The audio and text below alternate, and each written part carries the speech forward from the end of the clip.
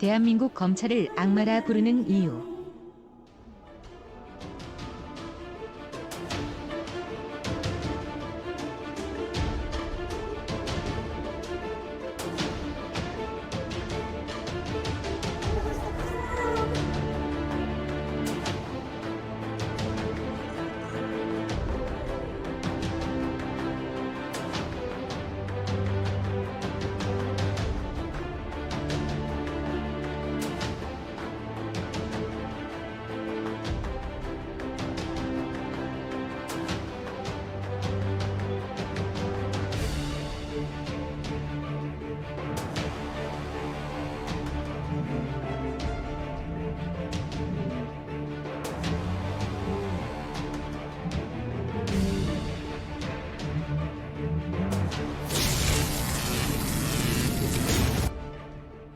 제1공화국 시절 부정부패의 원조 박정희가 당시 유신헌법을 만드는 과정에서 악명 높은 신직수, 김기춘 등이 대거 참여해서 만든 헌법이 지금 검찰 위상의 시초라 할 수 있다.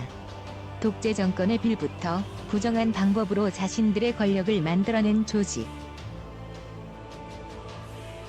권력 독점과 부패 상황은 최근 5년 동안 검사 기소율을 보면 알 수 있는데 11,852건 중 단 14건에 불과하다. 즉 수사권과 기소권 독점으로 검찰 자체의 자정작용이 불가능에 가까운 현실을 보여준다.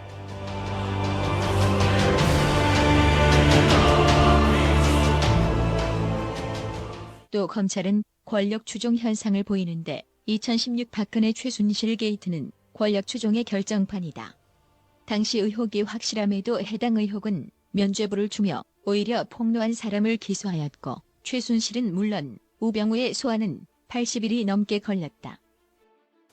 각종 조작에 능통한 검찰을 살펴보자 군사정권 때 민주화운동가에게 간첩 누명을 씌웠었고 국정원 간첩 조작 사건 당시는 서울시 공무원 간첩 사건의 증거물을 위조한 것이 밝혀졌다. 그리고 국정원 여론조작 사건도 국가정보원에 위조된 증거를 제대로 검증하지 않았고 방치한 정황이 드러났다. 부산지검 성접대 스폰서 사건 당시 검찰들을 접대한 스폰서와 접촉해 검사들의 향응을 폭로했으나 법원에서 전원 무죄 판결을 했으며 서울동부지검 초임검사의 피의자와 성추문 사건, 수차례 부실 조사로 일관한 김학의 법무부 차관 성접대 의혹, 그리고 제주지검장 김수창이 길거리에서 공연음란 행위하는가 하면 서지현 검사가 안태근의 장례식장 성추행을 폭로하는 등 성추문 사건이 끊이질 않았다.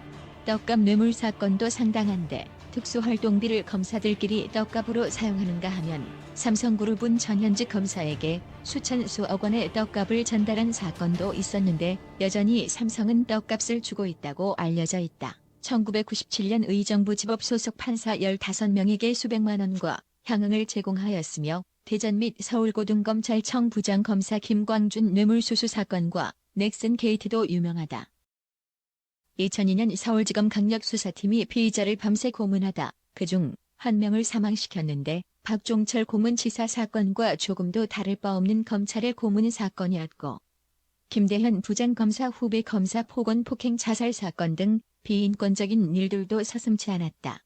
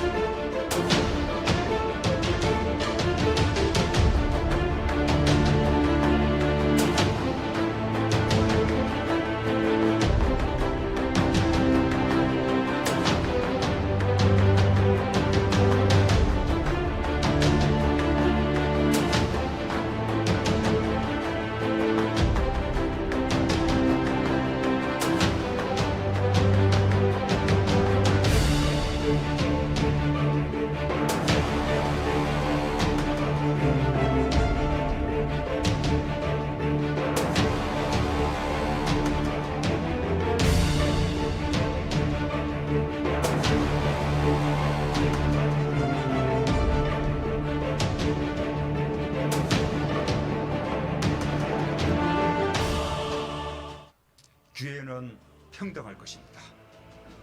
과정은 공정할 것입니다. 결과는 정의로울 것입니다.